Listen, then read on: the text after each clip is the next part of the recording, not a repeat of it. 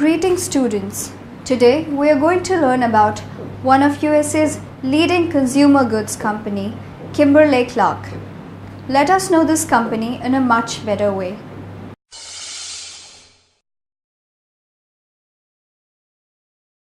Kimberly Clark Corporation is an American personal care corporation that produces mostly paper-based consumer products.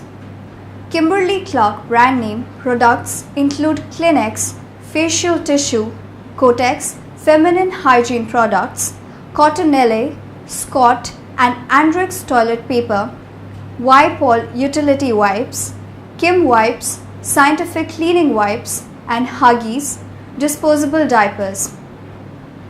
Based in Irving, Texas, it has approximately 56,000 employees. Kimberly Clark UK holds a royal warrant from Queen Elizabeth II and the Prince of Wales in the United Kingdom. Kimberly Clark is also listed among the Fortune 500. Subsidiaries under Kimberly Clark Healthcare include Kimberly Clark Healthcare and Kimberly Clark Professional.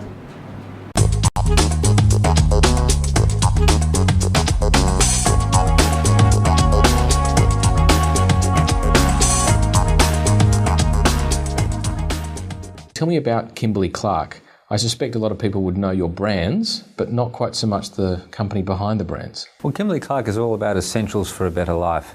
So we supply products that are well known like Huggies and Kleenex, UBK, Kotex, but we also supply essential products into the healthcare industry, for example, drapes, gowns and devices. And we're also very active in the B2B market, so for cafes, hospitals, restaurants and hotels. How big is it worldwide? It's a $20 billion company. We have about 55,000 employees. Here in Australia it's a little bit more modest, but we pitch in around about 5% of the total global result just in a little country with 22 million people in it. So we're fairly proud here in Australia. How would you describe the culture of innovation at Kimberly Clark? It strikes me that in order to remain competitive, you've really got to know what you're doing. Well, innovation is often referred to in the product end of a discussion.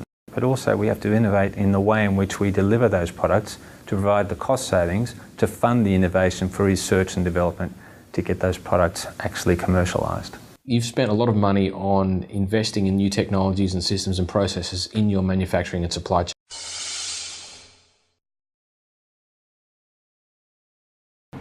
Kimberly Clark & Co. was founded in 1872 by John A. Kimberly, Havilah Babcock, Charles P. Clark and Franklin C. Shattuck in Neenah, Wisconsin with $30,000 capitalization.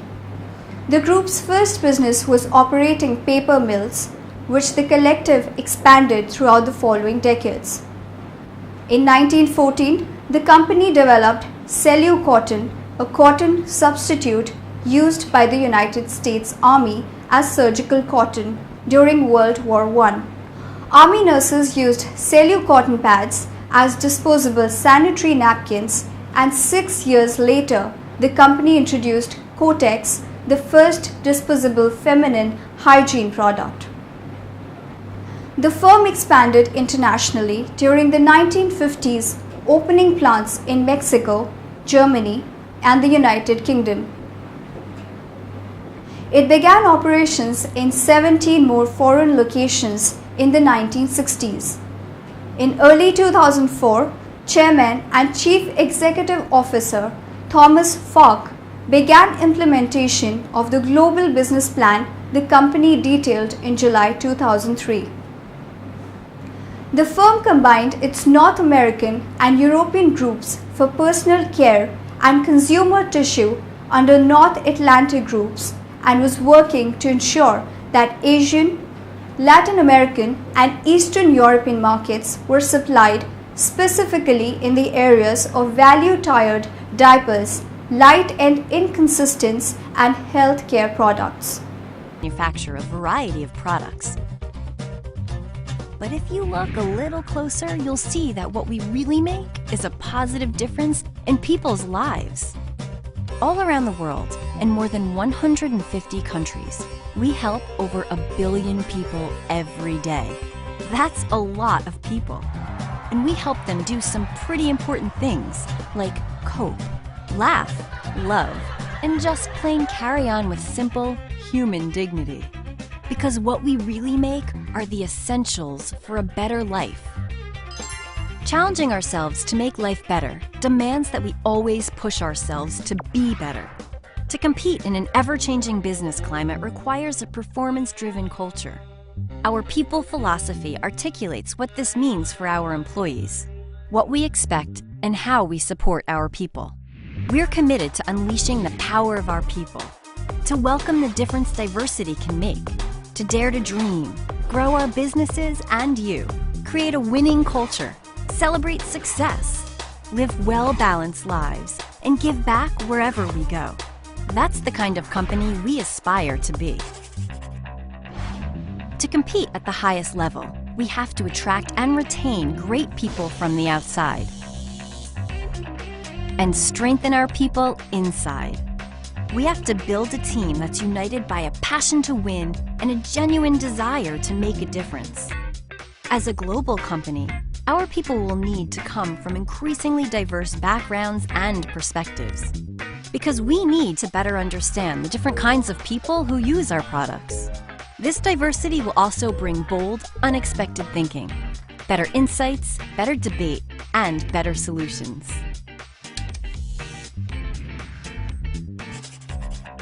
We can't just dare to dream. We have to dream to make the seemingly impossible happen.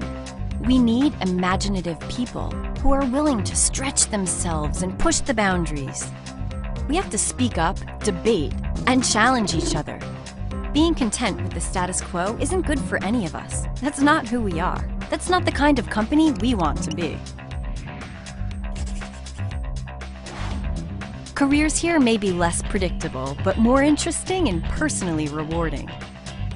You can move laterally, you can move upward, you can define and build your own path. After all, it's your career.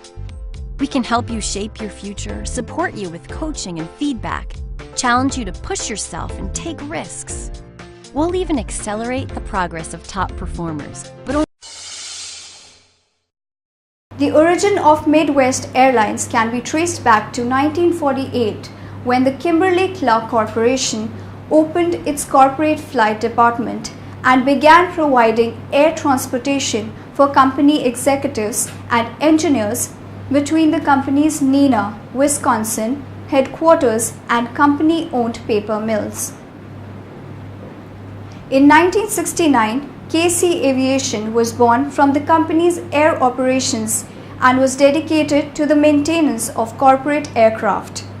In 1982, KC Aviation initiated shuttle flights for Kimberly Clark employees between Appleton, Memphis, and Atlanta. From these experiences, and considering the Airline Deregulation Act of 1978, Kimberly Clark and KC Aviation decided to form a regularly scheduled passenger airline, and out of the initiative, Midwest Express Airlines was started on June 11, 1984. The name of the airline was shortened to Midwest Airlines in 2003.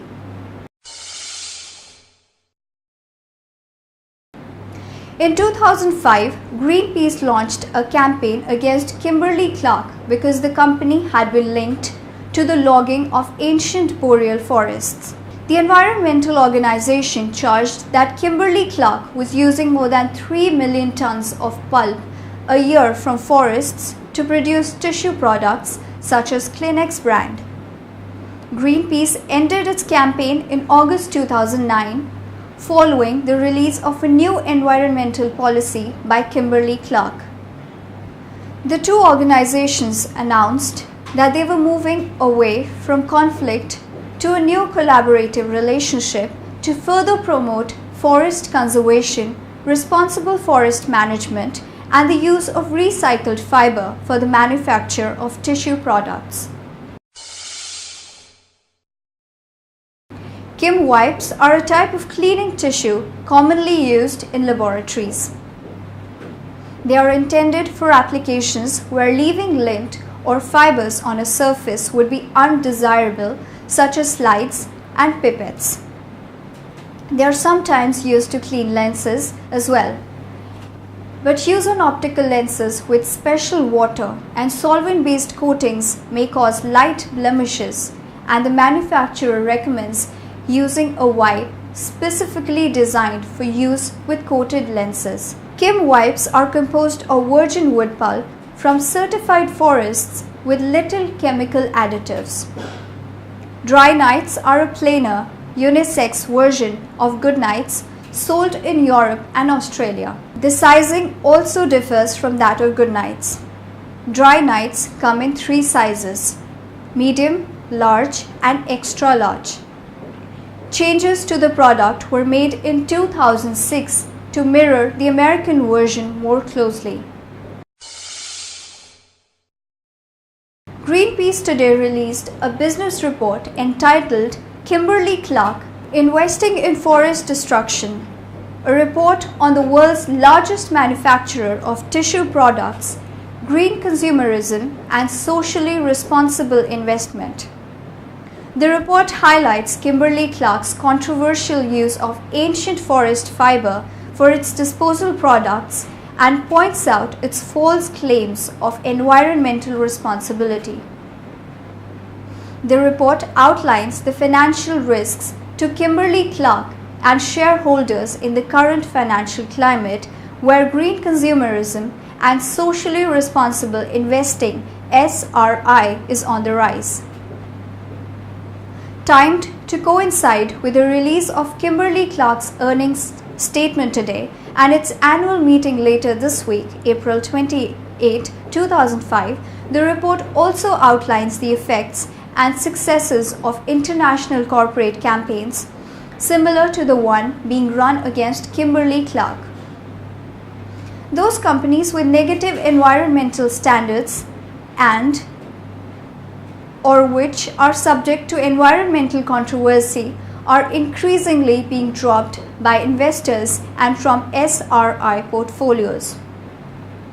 The report was mailed to shareholders of Kimberly Clark and to analysts in the investment community. So students, we got to know about the various aspects of Kimberly Clark. Hope you must have got useful information about the company.